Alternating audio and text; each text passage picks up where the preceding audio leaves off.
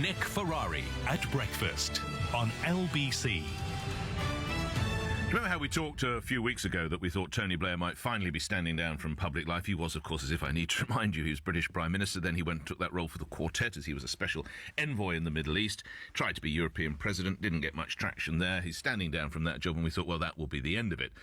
It would appear not. He's now putting himself up, or being suggested as he will be chairman of the European Council on Tolerance and Reconciliation. And as part of that, he's been saying that he believes that Holocaust denial should become a crime. Let's speak to some people who give us some pointers for our conversation.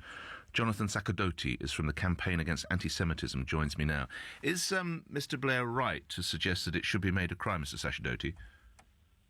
Good morning, Nick. Morning, sir. Certainly, it's one way to deal with this rising tide of anti-Semitism that is, unfortunately, once again, moving across Europe. And we can see that with the attacks on Jews, which have involved murders of Jews in Paris, in Copenhagen, in Toulouse, and elsewhere, in Brussels too, within the last year or two, there's certainly fear among many Jewish people that anti-Semitism is rearing its ugly head again. Yes. Now, whether or not we deal with that by outlawing Holocaust denial is, of course, a controversial topic for the reasons you've outlined. And where do you stand, Mr. Sacerdoti?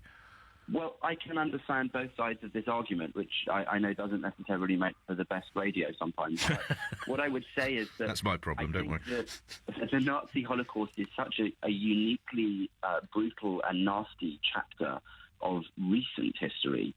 There are still living survivors, though of course their numbers are fewer and fewer as they get older, who bore witness to this and give testimony frequently. But as those people are no longer going to be with us, there's also a rise in the number of people who wish to deny it. And in fact, if we were to try and push for this to become law across Europe, it wouldn't be that new. There are countries, including Austria, Belgium, Czech Republic, France, Germany, Liechtenstein, Lithuania, the Netherlands, Poland, Romania, Slovakia, Spain, and Switzerland, which all have legislation criminalizing the Nazi message and Holocaust denial in one form or another. And of course, Holocaust denial is also illegal in the Jewish state of Israel. So it's certainly not a new idea. And the idea behind this is to try to stop there being any kind of resurgence. When we look, for example, on the internet in particular, we see that there is actually quite a large number of people who discuss Nazi ideology in quite an encouraging and supporting way. And that's something that we've definitely got to fight. So I think that this element of Tony Blair's approach in this new role that he's going to take up does merit some discussion and some serious consideration. And the idea of it compromising freedom of speech in some respect is something that we need to consider as well. But we also have to think that other forms of hate speech are illegal. We do have limits on our freedom of speech in some respects, and they're usually there for very good reason. Mr. Sacerdoti, hold that thought if you would. I will come back to you in just a moment. You mentioned people, and sadly the numbers is obviously declining, of people who've survived the Holocaust. Let's speak with her now. Gina Turgel joins me now. She is a survivor originally from Krakow in Poland. Thank you very much for coming on the line. You are uniquely positioned, Gina Turgel, for your view on this. Should Holocaust denial be made a crime? It is very difficult to judge those people. First of all, you see, Holocaust should never be forgotten. And I really, truly think after 70 years, it's unforgettable, like you mentioned before. You've been to Auschwitz, but you haven't been to other camps. Belsen, thousands and thousands of bodies were lying around when I arrived there. And how can one deny that never happened? It's most painful to hear it, because I'm only story of one survivor. It's also a story of 6 million others cannot tell. And I was, and I always shall be, the witness to the mass murder of systematic destruction of civilization. Maybe that's why I was spared, so my testimony will serve as a memorial, like the candle that I light. Yes. To the men, women, and children have no voice. Those people were real. They were mothers and fathers, yes, uncles and aunts, but children. They were doctors and teachers. Yes. And so much talent went astray. And those in brutal way, the way they've been killed.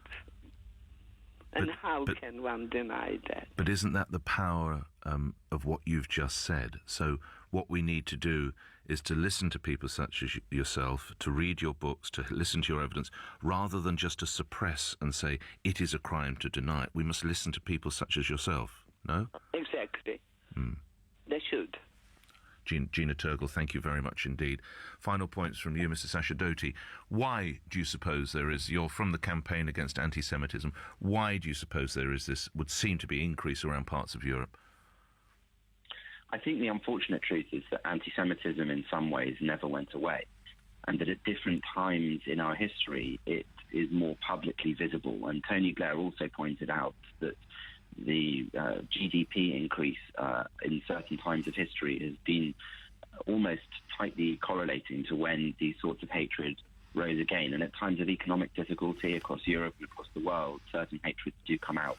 I think the last thing worth just mentioning is that if we're not to ban Holocaust denial, we have to ask what the alternative is, and that is to protect the freedom of speech of Nazis to carry on with their Nazi ideology and preaching and spreading of ideas against Jewish people, and of racial superiority and of racial inferiority of Jewish people. Because to not ban it, that's what we're doing. We're protecting in the law the rights of people to say that certain races and religions are inferior and worthy of death.